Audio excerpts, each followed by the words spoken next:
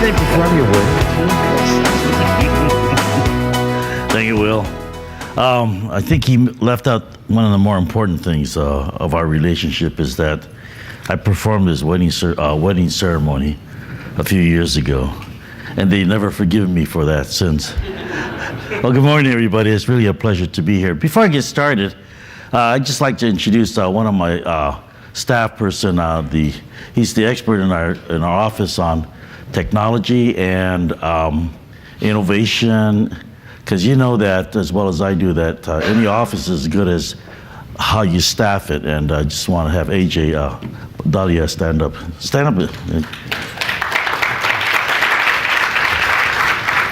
My staff hates that because then it draws attention away from me. But what I have to let you know is that hey, after all this talk and everything else like that, yeah, you're going to have to go to someone. And if 100 of you want to talk to me, it's easier to go to the staff and have that interaction.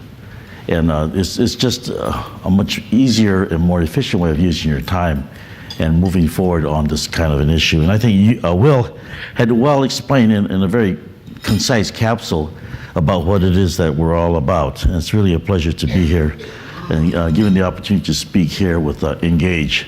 Finally, I'm talking to a group that has a name that's not an acronym. It's a verb. It's an active verb. So let's engage. So I just want to also thank the Med City News and the Foundation for Healthcare Innovation, and everyone else who has been involved in putting this conference together for their work in care.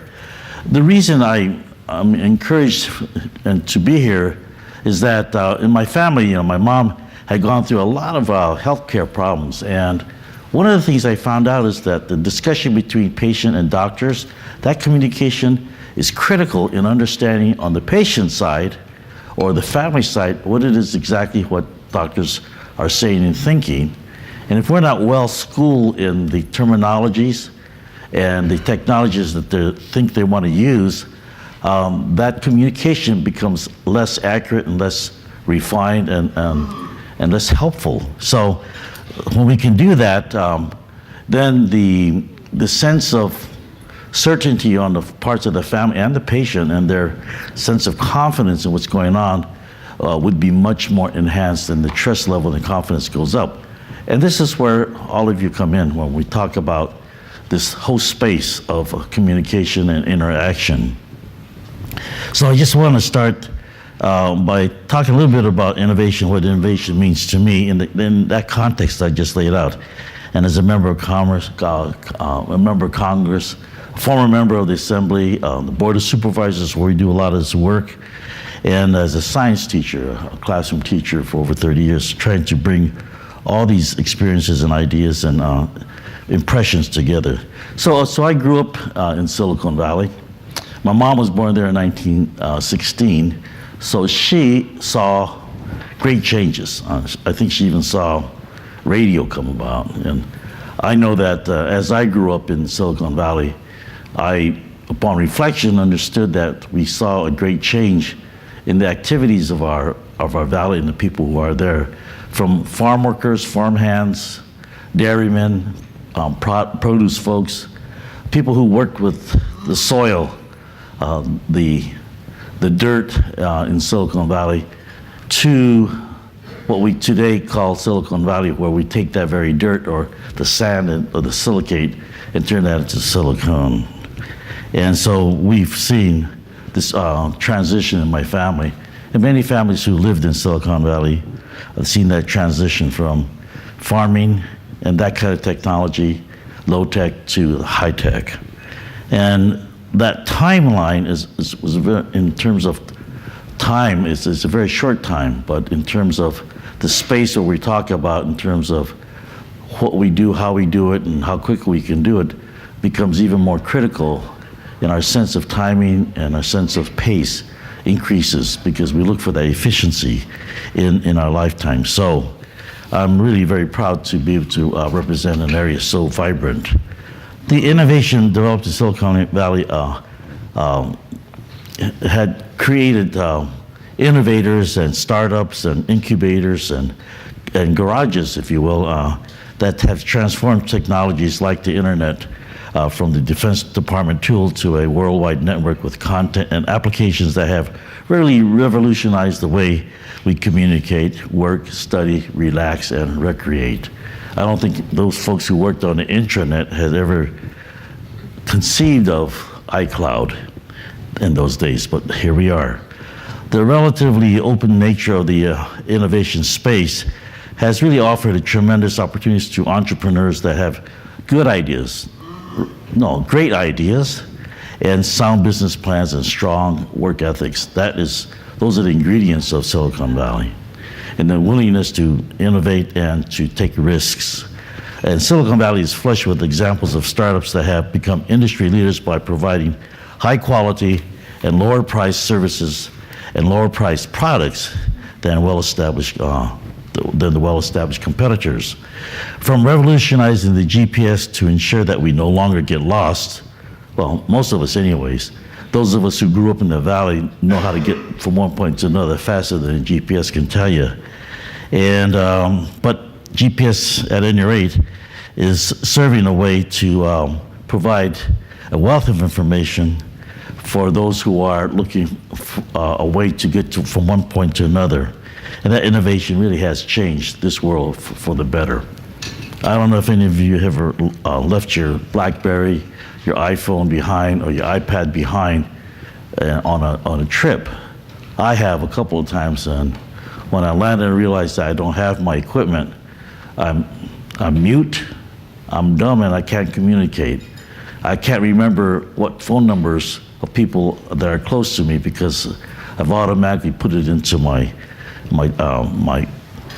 gadgets, and I become so completely dependent upon it that it's almost feeling useless and helpless without those gadgets. So what we really have to be able to do is, if you're like me, remember at least a couple of phone numbers. But these innovations have really taken us to a point where we become very dependent upon that kind of technology. So one of the things that our innovators have been able to do in their everyday process, and one of the examples I have is my son is a aerospace engineer, and I used to tell him, if you want to get ahead, Mark, as an aerospace engineer, just remember where all the points of problems that you run across. And sometimes you want to look at these points of problems or uncertainties as headaches, and then just concentrate, become the aspirin, and try to figure out how you solve those problems. And that kind of approach fundamentally changed the way we do business as usual to be able to achieve new heights and new direction. And that's what innovation means to me, fundamentally transforming a relationship between 2 points, 2 people, objects, or situations. Now this is where the subject becomes controversial, and I get controversial a bit too, because I do not believe that we have done this in healthcare, and we've made innovations in the clinical operations and revolutionized how care is delivered, but we have not, in the hundreds of years that modern medicine has existed, fundamentally changed the doctor-patient relationships. We've done a lot of things in the technology area, but the difference in the movement and the changes that we have between doctor and patient relationship has not changed too much. And that's to say that our society still physically goes to the clinics or present ourselves to the physician, and that interaction between the physician and the patient, that situation has not changed much because we still wait in a doctor's office, sometimes inordinate amount of times, and we have a waiting room sometimes, and I go see my doctor, and I know the routine. The nurse comes out there, puts me in another room, puts a little thing on my arm, gets my blood pressure, takes my temperature. How they do that is different because now they, instead of taking my temperature the old-fashioned way, there's 3 places in the old days you could take a temperature. Orally, under your tongue, they can sometimes get your temperature through your ears, or another orifice. But it's still seeing a nurse before you see the doctor. And you go through all those processes before you see the doctor. And then when you do see the doctor, it's for a few minutes. And I guess the question is really, why has there been no change in this situation? And why has the principles of Silicon Valley of competition, innovation, entrepreneurship have not fully manifested themselves in that healthcare information technology space and in that relationship? So currently our healthcare systems work against small and large entrepreneurs with a multitude of barriers to entry into that system. And I don't propose to know the entire problem nor solution, but innovation is finding new methods to achieve old goals or the same outcomes. And we want to be able to change that. And so at the top of my list are two things: the lack of certainty in regulations and dearth of investment capital in that space of healthcare.